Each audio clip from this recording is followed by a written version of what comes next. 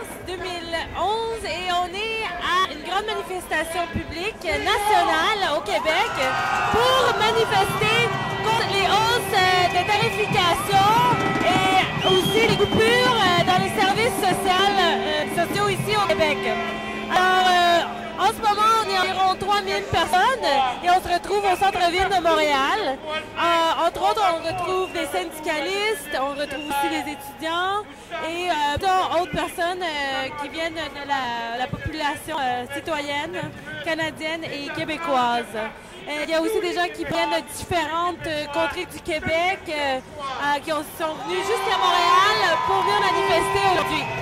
Alors, on est au centre-ville de Montréal et Alta Charret. C'est quoi votre nom? Henri Da Silva. Est-ce que tu es venu ici seul aujourd'hui? Avec mon épouse. J'ai 84 ans. Et puis, maintenant, je manifeste pour mes petits-enfants. On n'a pas de médecin de famille. Ça nous prend des médecins de famille. On a juste notre pension de vieillesse. C'est pas assez pour vivre une pension de vieillesse. Là, ils veulent charger 200 $ par année. Alors, qu'est-ce qu'on va faire? On ne mangera pas, on ne pourra pas payer notre loyer. C'est grave, ça. Charest, il est sourd. Alors, je lui dirais juste de décoller. Dégage, Charest, dégage. Hein, comprenez-vous? Parce qu'il nous faut du français au Québec, un Québec laïque, un Québec souverain. Le plus vite possible, puis le cégep en français, partout. Alors, juste me dire, c'est quoi ton nom? Simon Turbide. D'accord, puis t'es-tu venu ici aujourd'hui tout seul? Non, je suis venu avec 3000 personnes de la FEC et de la FERC. Dans le fond, c'est des étudiants dont on revendique la durée de scolarité. Le gouvernement veut hausser les frais de scolarité encore en 2012. Ça va couper l'accessibilité financière aux études des étudiants. Donc, on est en train d'envoyer un message clair au gouvernement Charest que nous, au Québec, on veut une éducation accessible parce que c'est un droit. Alors, si Charest serait en avant de toi, qu'est-ce que tu dirais exactement? C'est quoi que tu voudrais qu'ils sachent? Exactement. Qui arrête de servir les intérêts économiques des grandes entreprises qui pensent un petit peu au peuple qui l'a élu. Je veux dire, un gouvernement, c'est là pour faire ce que le peuple lui dit, pas pour faire ce que les entreprises lui disent. Est-ce que toi ou quelqu'un que tu connais a été victime directement dans des coupures? Est-ce que tu peux me donner un exemple? Oui, en fait, j'ai plusieurs amis, dont moi, qui pourront pas aller à l'université si jamais une hausse des frais de scolarité, encore une fois, parce que le gouvernement calcule qu'avec l'étude, on a seulement droit à 7 $ par jour pour se nourrir. Ça, c'est inacceptable. Donc, déjà, l'aide financière aux études n'est pas adaptée au système qu'on a. Si on hausse les frais de scolarité, ça va couper 21 % des étudiants qui ne pourront pas aller à l'école. Moi, c'est la scène à vous. Est-ce que tu es venu ici seul aujourd'hui? Je suis venu ici avec ma femme et puis avec des amis pour manifester contre toutes les mesures draconiennes que le gouvernement de Charest prend à l'égard de la société canadienne et puis québécoise spécialement. Et puis, étant de nouveaux immigrants ici au Canada, au Québec, je exprime mon désenchantement, mon désagrément et puis mon indignation à toutes ces politiques parce que j'en souffre. Étant que nouveau immigrant au Canada, vu que je ne me sens pas très intégré socioculturellement et puis socioprofessionnellement comme je le dois. À cause, bien sûr, parmi d'autres, de cette politique injuste socialement. Donc je suis ici pour manifester comme ça et dire non et puis Alta Charret. Puis est-ce que tu pourrais me donner un exemple concret de comment tu as souffert des tarifications ou des coupures dans les services publics? J'ai un exemple concret que j'ai vécu, ça fait pas même plus qu'une semaine. J'étais à l'hôpital, à le centre CLC pour une consultation.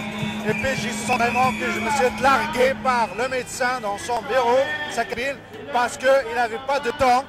À peine qu'il m'a écouté et puis à chaque mot que je prononce, il couche sur l'ordonnance un médicament sans savoir qu'est-ce que je sens vraiment et que j'ai. Tout pour dire que c'était pas vraiment une consultation, c'est une humiliation. J'ai sorti chez le médecin vraiment fâché et puis humilié parce qu'il m'a quasiment chassé de sa clinique, de son bureau. Donc là, c'est un exemple. Autre, bien sûr, l'intégration dans l'emploi. Je trouve que les immigrants ont vraiment des problèmes ici. En plus qu'il y a le chômage, par exemple, juste pour la population maghrébine qui dépasse les 27% de la population. Alors, je trouve que c'est toutes des politiques pourries, c'est toutes des politiques en échec, et puis vraiment à mettre de côté, et puis à alterner plus justement, et puis plus vraiment avec beaucoup de justice sociale. Moi, je m'appelle Kalina. Est-ce que tu es à Montréal ou tu es venu? Marie des Laurentides, de la région de Saint-Jérôme. Seul? Alors vous êtes quoi? Avec 2 de mes enfants et avec un groupe, le groupe de femmes, le centre de femmes les unes les autres. On revendique non à la privatisation, non à la tarification des droits de santé. On demande l'équité au montant des revenus pour l'ensemble des impôts des contribuables. Et puis, il y a beaucoup d'autres choses, mais ça, c'est les principales, surtout la question de la santé. D'accord. Puis, est-ce que toi, ou qui tu connais, a été victime de l'étarification des coupures dans les services publics? Les échographies, entre autres, avec ma petite poupoune. Pour avoir droit à une échographie, je devais aller dans un service privé parce qu'il n'y avait pas de place pour les services publics. Alors, c'est un problème qu'on a eu. Hein? Puis comment vous avez payé dans les services privés? Si je me souviens bien, c'était 325 $ pour l'échographie. C'était cher. Sans assurance, c'était cher, effectivement. Puis si Charest serait ici en avant de toi aujourd'hui, qu'est-ce que vous aimeriez dire en conseil? Qu'est-ce que vous aimeriez qu'il sache? Écouter le Conseil du statut de la femme, écouter les revendications de la part des gens, être conscient que les Québécois sont insatisfaits en ce moment. Alors, on va être écoutés. Moi, c'est Maxime. Moi, c'est Claudia. Puis est-ce que vous venez de la région de Montréal aujourd'hui ou d'ailleurs? Non, dans le coin de Magog, Saint-Étienne-de-Bolton, dans les cantons de l'Est. Puis c'est quoi exactement qui vous a amené à venir ici aujourd'hui? C'est pas mal une incarantite aiguë de beaucoup de choses, mais entre autres sur tout ce qui est la privatisation des services publics. De plus en plus l'axe sur la santé, que je trouve que c'est complètement c'est aberrant de faire ça quand on a travaillé tellement fort pour avoir un service public de santé qui a du bon sens. Là, c'est sûr qu'il s'en va dans le clos, là, notre service de santé, ça va pas très bien, mais c'est pas en taxant les gens sur leur revenu. En plus, ils s'en rendent pas trop compte, il y a plein de monde qui ne savent pas nécessairement qu'il y a cette taxe-là maintenant qui est en demeure. C'est comme, il essaie tout le temps de nous en passer des petites, là. Moi, c'est surtout pour ça. Mais c'est vraiment une des garanties, je pense, de ce gouvernement-là qui fait ce qu'il veut, puis qui n'écoute pas là, un peu là, ce que la population a à dire, là, puis ce qu'elle a besoin. Puis est-ce que vous aussi, c'est surtout pour les coupures qu'il y a eu dans la santé puis les taxes qu'il y a eu, ou est-ce que vous avez d'autres choses? L'environnement, si présentement, ça arrange un peu pour vider les campagnes. Fait qu'un coup qu'ils auront vidé les campagnes, ils vont pouvoir faire un peu ce qu'ils veulent. Des puits pour le gaz de schiste et maintes choses. On va faire pousser du maïs partout au Québec, t'sais, au lieu d'avoir une agriculture pour nous faire vivre, pour nous manger. Puis c'est ça, nous on habite en campagne, puis on n'a pas l'impression que la campagne, ça va pas à transformer en un méga parc industriel, pendant que tout le monde habite en ville puis consomme des fruits qui viennent de Chine. T'sais. Fait que moi, c'est ça, entre autres, puis le gaz de schiste s'inscrit là-dedans, de vraiment de pas se préoccuper des campagnes, puis de pas s'arranger pour qu'il y ait un vrai développement, pas nécessairement économique, mais un vrai développement. Est-ce que vous avez des idées de propositions alternatives ou des idées qui pourraient être intéressantes pour remplacer ce que Charest fait en ce moment, par exemple? Moi, c'est ce qu'encourager. Présentement, il y a l'agriculture biologique n'a aucune subvention. Fait que déjà là, tu sais, laisser place aussi à plus d'un syndicat pour les agriculteurs, parce que présentement, il n'y a qu'un gros syndicat, tu sais. Puis, tu sais, c'est ça. Juste encourager, c'est ça, le développement, l'achat local, parce que, tu sais, si on achète tout le temps des pommes de Chine, ben, tu sais, premièrement, il y a tout le pétrole qui est utilisé pour ça, mais, tu sais, moi, c'est vraiment le développement local, je pense, qui va nous sauver de beaucoup de choses. Puis faire payer aussi les gens qui en ont, dont les grosses industries. Je pense au niveau des redevances, que ce soit l'industrie du gaz de schiste qui paye 5 l'hectare, quand en Manitoba, c'était 500$ l'hectare. C'est quoi qu'on fait? C'est pas vraiment des fabulations, comme l'a dit justement M. Charest cette semaine. Je pense pas qu'on fabule en ce moment. Là. Je pense qu'on a le goût que ça change, puis on aimerait ça que ceux qui s'enrichissent depuis des années sur notre qui commencent à payer. C'est quoi ton nom? Frédéric Poisson. Okay. Puis est-ce que tu es venu ici seul aujourd'hui, Frédéric? Non, ben on est une gang de cégep de l'Outaouais d'environ une cinquantaine et on est venu avec la FTQ, donc au total on a 3 autobus qui sont descendus de Gatineau. Je veux savoir si tu pouvais un message à Charest, si tu l'avais en face de toi, qu'est-ce que tu dirais? Je dirais, M. Charest, vous êtes élu, vous devez rendre des comptes, des comptes au peuple. Ce même peuple qui, entre guillemets, vous a élu, c'est ce que vous plaisez à dire. Et les actions que vous posez, l'inaction, en fait, sur plusieurs domaines. Donc, cette inaction sur différents dossiers, c'est ça que je fais.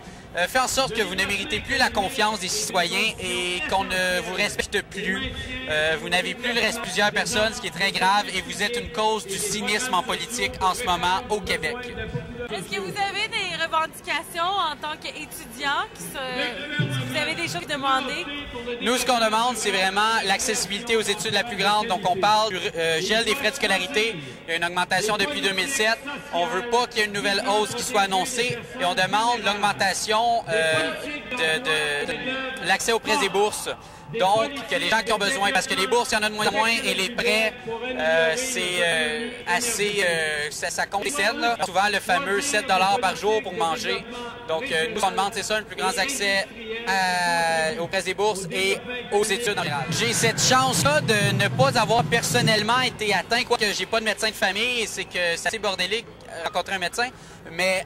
En général, j'ai cette chance-là de ne pas avoir été atteint. Par contre, c'est la solidarité sociale. On se doit, atteint ou non, de rester solidaire. C'est bénéfique. Un jour, si j'en ai besoin, ben, je vais être heureux de ça, d'être battu, et je suis heureux de supporter les gens qui en ont besoin aussi.